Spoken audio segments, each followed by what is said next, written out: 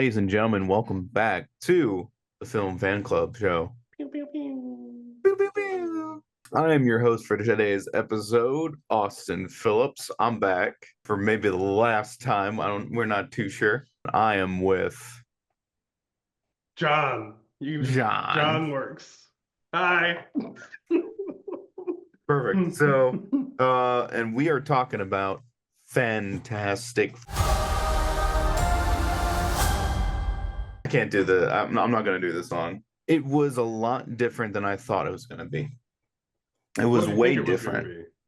Like from the trailers, I suspected that we were going to get a family focused movie, but I thought we were still going to follow like the Marvel formula of how we make the films, right? Always like this one felt different. This one felt very packaged. Like it's its own movie, and you probably don't even need to watch anything from any other Marvel project to enjoy this film. And I think that's one of its strengths. I don't know how you felt about that. So going into it, I was expecting it to be mostly self-contained because it happens mostly on an alternate universe Earth, right? It's like a 1960s retro future kind of thing. The trailers definitely made it. I was like, okay, it's going to be set in a multiversal other world, and then somehow we're going to get to our world at some point. Because Thunderbolts, we talked about Thunderbolts, at the end of Thunderbolts, they have that post-credit scene where the Fantastic Four ship comes out of multidimensional space above Earth.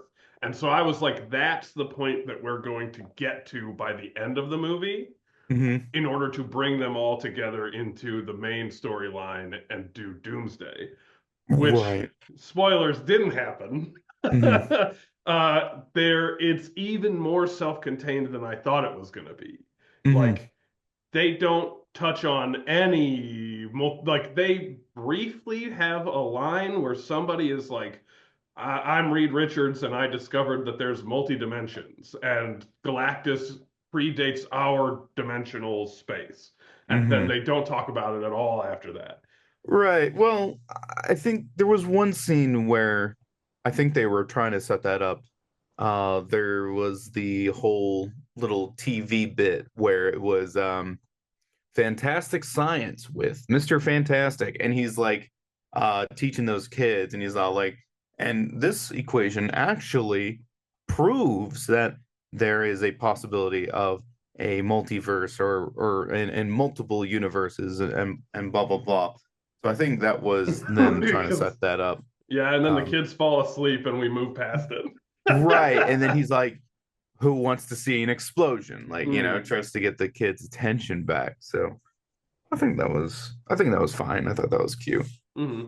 So what were your thoughts overall? I don't think it was bad, but I didn't think it was too exciting either. Which is a little weird for me because, it gave me something I wasn't expecting, and I thought I would like that a lot, but I kind of felt like this movie was a bit of more of a slow burn than I thought it was going to be. I thought we were going to get your typical Marvel formula. All right, here's the bad guy.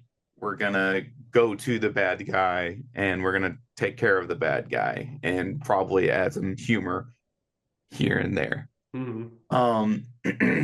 I felt like this was a slow burn because on the second half of the movie, we are literally waiting for Galactus to show up. Like, we're doing like a lot of preparations. Reed Richards is trying to figure out, like the traversal through dimension stuff. And surprisingly, which I thought was very cool, they gave Johnny something to do whenever he was putting the pieces together for the language he didn't understand. That surprised me. I really liked that part of the movie. I thought the payoff was fine, but yeah, whenever we got to the half point, and Johnny is talking to Sue, and he's like, "Oh, I figure out the language, blah blah blah," and Reed's like trying to bring that experiment from like of the egg teleporting, but bigger. I'm I found myself kind of looking at it and being like, okay, so we are just kind of waiting. I mean, this is an interesting wait, right? Because things are still developing, but we are kind of just waiting right now. The conflict isn't here because Galactus isn't here yet. I loved everything else about it. I loved that it didn't feel like a normal, again, like a normal Marvel project, very on its own, can stand on its own. There is a new strong focus on family for this film, which I don't think you can do it any other way. If you're gonna do a Fantastic Four film, it's got to be about family, not to be like Vin Diesel, but um, you gotta. It's literally called the first family of Marvel. Like it is an important aspect to the team. So I don't know about I don't know how you feel about that because like I know that we kind of touched up on that when we were talking about Thunderbolts. So I kind of missed that whole aspect. I was kind of on, like loving strong father figures in the Marvel universe. It's surprising because I guess it's been so long since we've had that in a Marvel movie that it feels new. It kind of feels fresh. Because we had a really strong family focus. I would say for Guardians. Guardians was like a misfit, um, put pieces together type mismatch family, which is very relatable. And then Guardians 2 is explicitly about Peter's dad, right? Mm-hmm. Who is a sentient planet and evil. Yeah. I think the whole Guardians trilogy has a theme of family, but I think that's also because James Gunn just cannot keep himself away from like misfit band of heroes type movies. He's just all about them. My general thoughts, I think it was mostly good. It was a slow burn, which I was not expecting, but I also wish that it had given more time to a lot of the stuff in it. Like there's four protagonists. They're having a baby.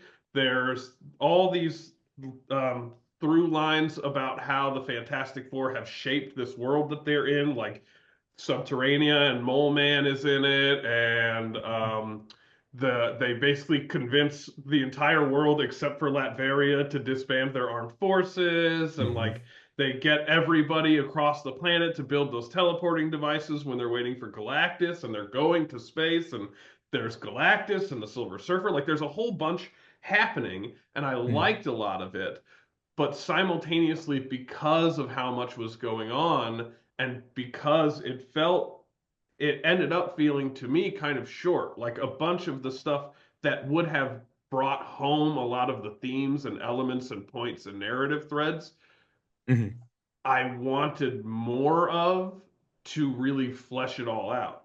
I have not read a lot of the Fantastic Four comics. They were not, they've never, the IP of the Fantastic Four has never really hooked me. And so I don't have any like backstory like Galactus, right? I know of Galactus, and there were lines in the movie where he was like, "What I want is somebody to absorb my hunger so that I can stop doing this. But also I am compelled to continue doing this because I'm hungry." And so, but then we don't get anything about like Because like why he's compelled to do it or how he got there, or like it just kind of seems like they go, here's this element, and now we're moving on from that. yeah, like it's very face value. It's very face value. And then you've got like the Thing. He's got, in other Fantastic Four movies, the Thing is very like, oh, I'm a freakish rock monster and I have to cope with that.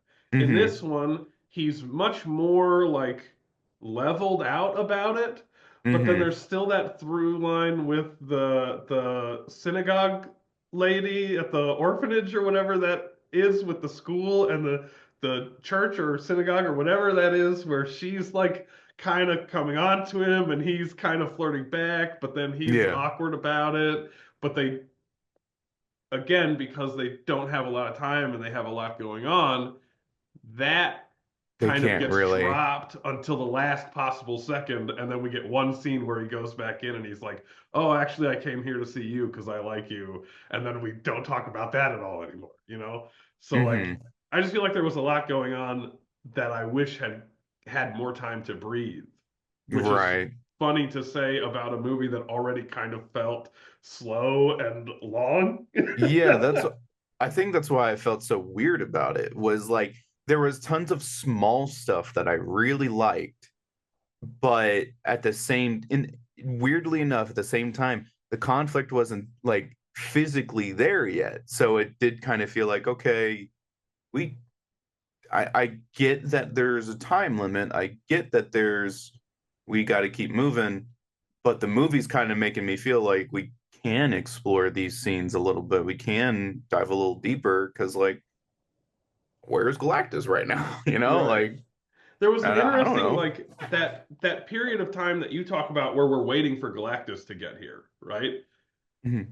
There's this kind of foreboding like Galactus is coming and we don't know how to stop it and I can't Mhm. promise you that we're safe. I don't know. And I, having expected the movie to end getting the Fantastic Four from this universe into the primary universe, was Mhm. waiting for everything to go to shit.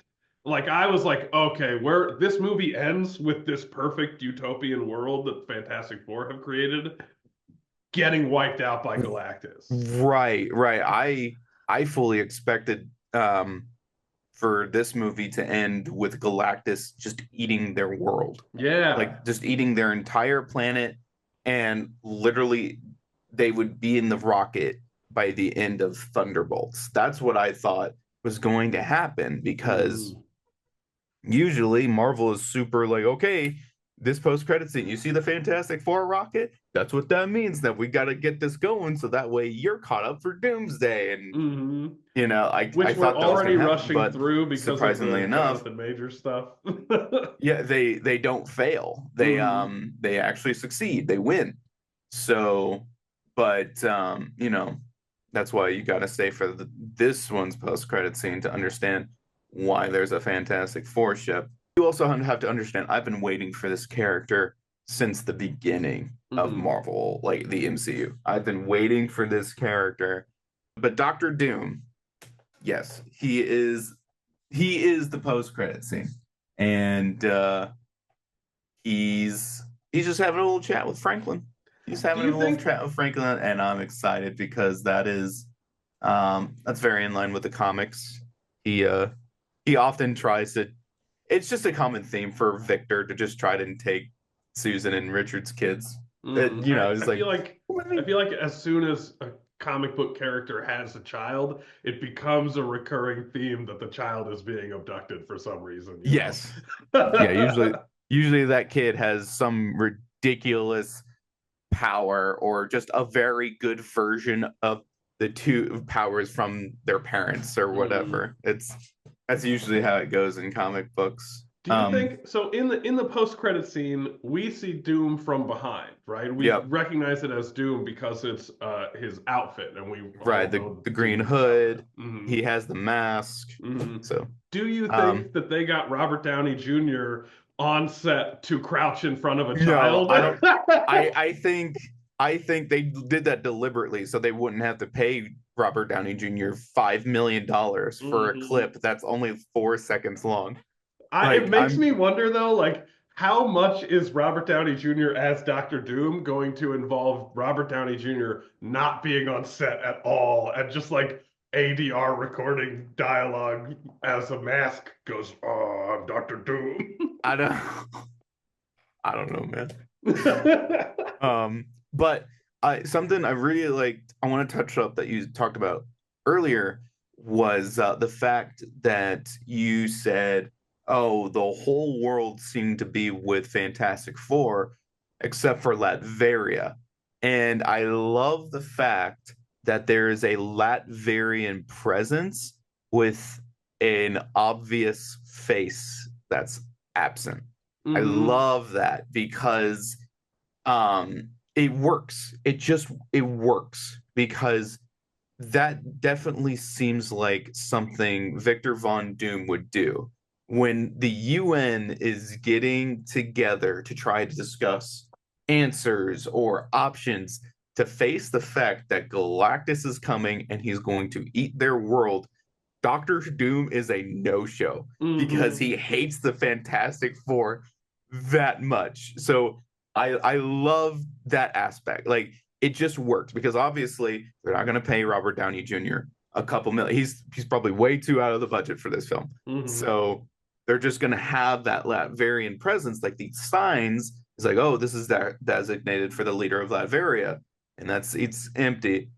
For the people who have read the comics and people who know how petty Doctor Doom as a character can be, that that works. That because that absolutely worked for me. Mm-hmm. Yeah, I liked it. And it's like there's a through line in this movie about the Fantastic Four as these almost perfect superheroes. Mm-hmm. They have made the world almost perfect. And Mm-hmm. like Sue Storm is like in charge of the replacement for the UN because it's not even the UN. They like say it's something else. They call it something else, but Mm-hmm. it's like a UN replacement. And to have then like you get that same in reality, the UN happens and countries do just go like, nah, I'm not gonna be there. And so Mm-hmm. it's cool to have that be superhero-fied into this. He is literally the one imperfect thing in the Fantastic Four's perfect world. Yeah. And that's like flavor, that's perfect. That's Hmm. perfect. On the topic of the through line of the world being perfect and everybody working together because they have these perfect This like examples to almost look up perfect to. utopia, like this Hmm. retro. I love that they went with a retro futuristic feel. Me I too. thought they nailed that, and I felt The like flying cars and the cool like aesthetic and like the how and old. these older model cars too, right? Like Yes. these and a lot of the advertisements is like old school curvy cursive like Hmm. And oh the and Ted Gilbert shows like signage is very like old would yes would 60s always 70s look talk good like on a show. neon sign or something like Hmm.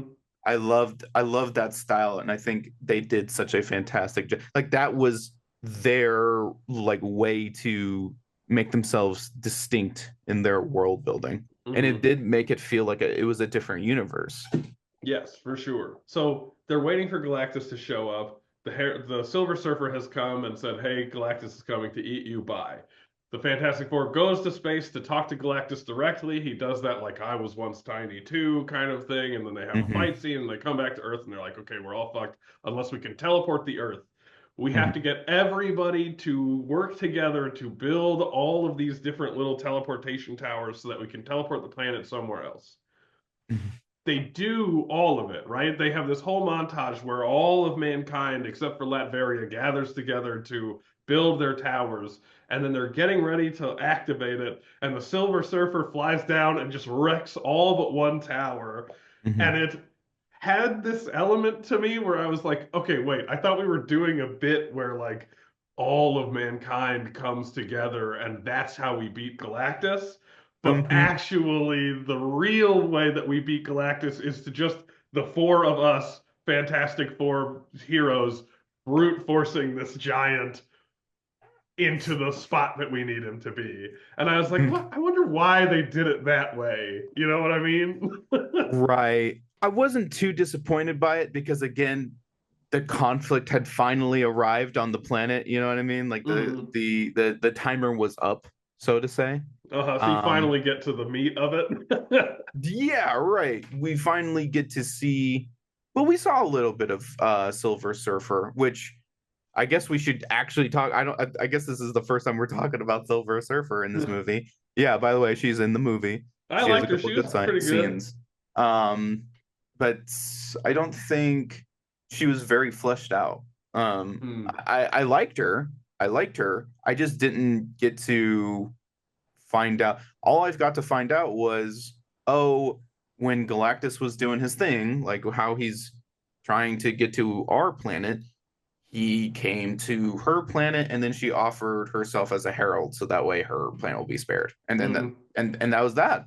I guess that's her whole backstory. So it was connected to that other narrative through line of like what it means to sacrifice for other people, you know, like so Silver Surfer sacrifices herself to become a herald to save her planet and specifically her daughter, right? Johnny Storm a couple times is like, hey, look, what if I sacrifice myself to Galactus and then Earth can go away and we don't have to feed Franklin to it. A bunch of humanity, for some reason, Reed Richards comes back from talking to Galactus and tells the entire world that they could save Earth if they sacrifice their newborn infant child. Because he's brilliant, but also stupid. Well, I think he kind of reminds me that he has like a sense of like autism. Like, a small, like a high functioning autism. That he's brilliant. Like he's super smart.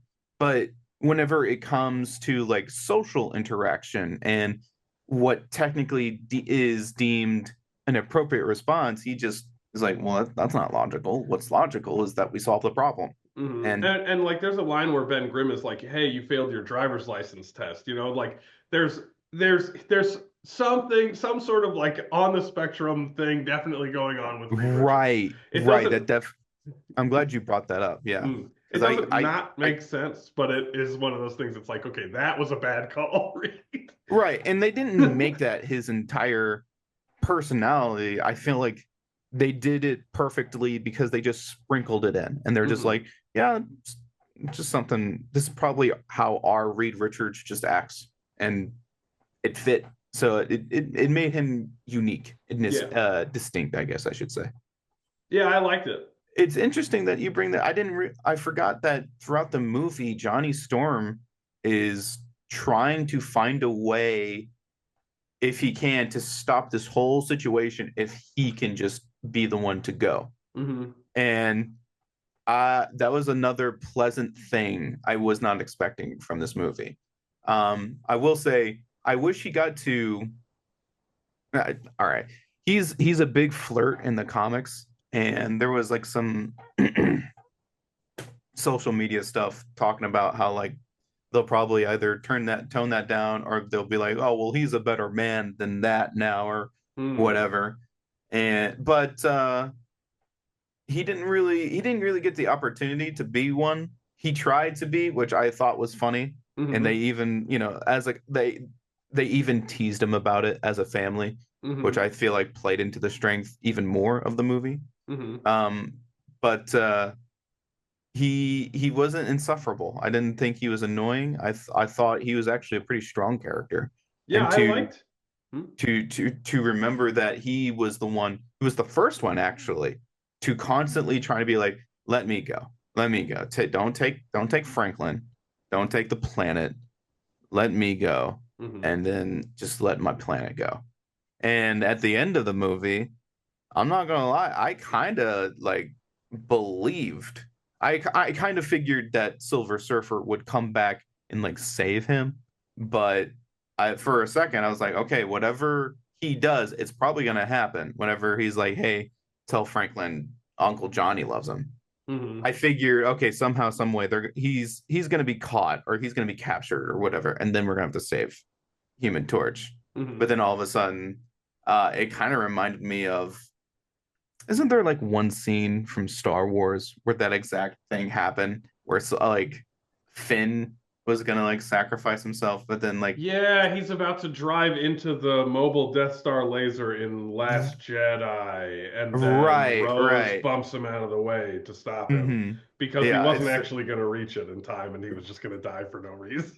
Right. And I feel like this is probably, I don't know, I think somebody who was making this film saw that scene and was like, the reason people don't like that scene was because you didn't do it right. It didn't go fast enough.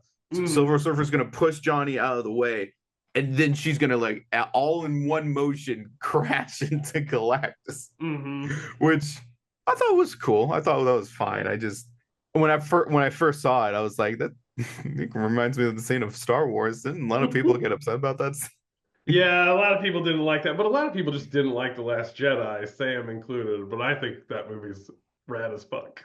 But anyway, I will say really quickly, I like Johnny Storm. I like, you know, they pepper in little bits like he says, I finally meet an interesting woman. And I'm like, oh, that makes sense why he's not super flirty in this, because human women are all just human women, and he's a guy who lights But this himself is a on fire, you space know? woman. Right. This is a space woman. She's different. Yeah, Johnny loves space and Johnny loves women, and so now there's this naked space woman, and so Johnny must love this naked space woman. She's probably not actually naked. It's probably a metal polymer or whatever. Right. I'm pretty sure Reed said that. He's like, oh, I'm pretty sure it's, you know. So he totally flies over his head. Yeah.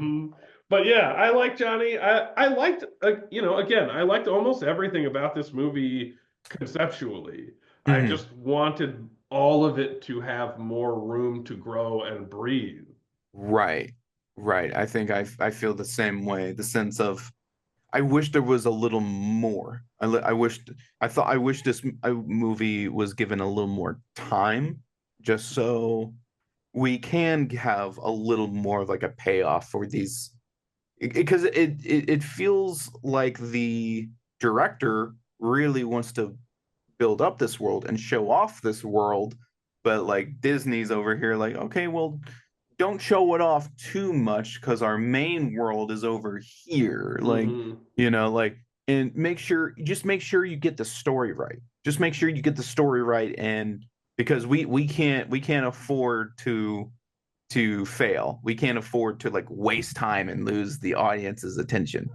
So I think I also saw something about test audiences, which I really hate conceptually, the idea of showing movies to test audiences, because you're getting like a random pool of people that may not really even want to see the movie, and so you're just putting something that you as artists and art and like makers have created with intention and to serve to make a feeling or a sensation in the audience, but you don't know who you're getting in those test audiences or what mood they're in at the time. And so you just end up, it seems like you always get mixed reviews from test audiences, and then you change things based off of that. And then the final product then isn't quite workable for the market you were going for in the first place, because the market you were going for in the first place isn't the market that you test screened for.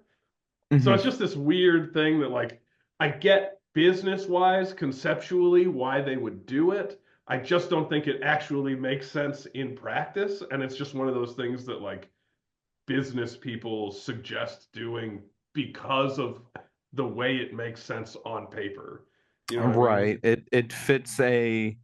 it probably fits like a criteria that they're trying to go for, or it fits a group of numbers that they need to reach at a certain month, or you know, it really could be anything. Yeah.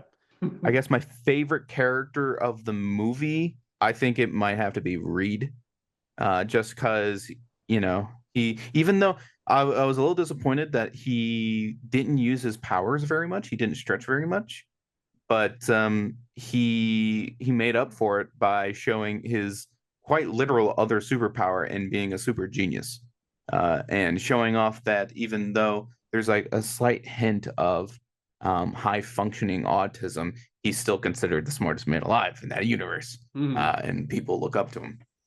The movie itself, again, I thought we were going to get something different. I think that kind of changes my opinion on the film, which I don't think is fully fair.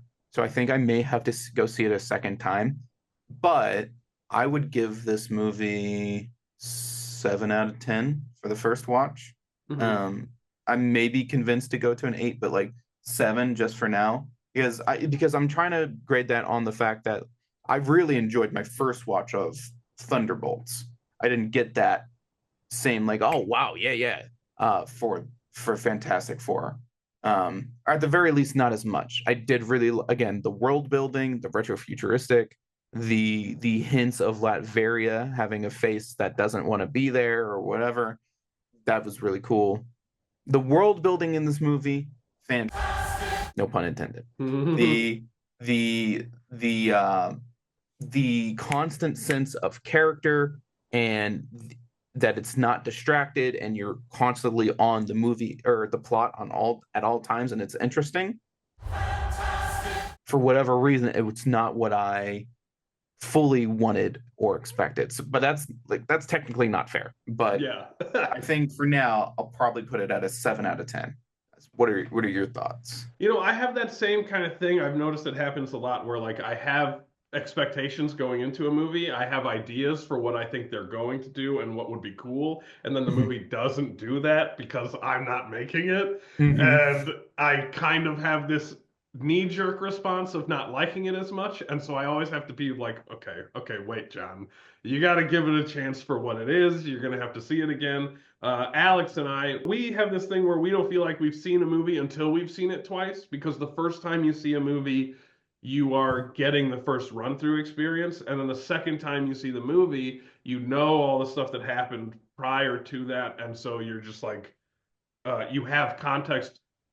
You know all the stuff that happened in the end of the movie, and so you have context to make the first part of the movie make more sense. You get more meaning, you get foreshadowing, things like that. Right. I think that on my first viewing of Fantastic Four, I would probably give it like a 6.5. I should probably see it again. I probably will once it's watchable. My favorite character was probably Mole Man. I liked Mole Man. He had weird dynamics with the other Fantastic Four characters. Anyway, we got less than a minute left on this room, so we got to say bye. Join us next time for whatever the next Film Fan Club video.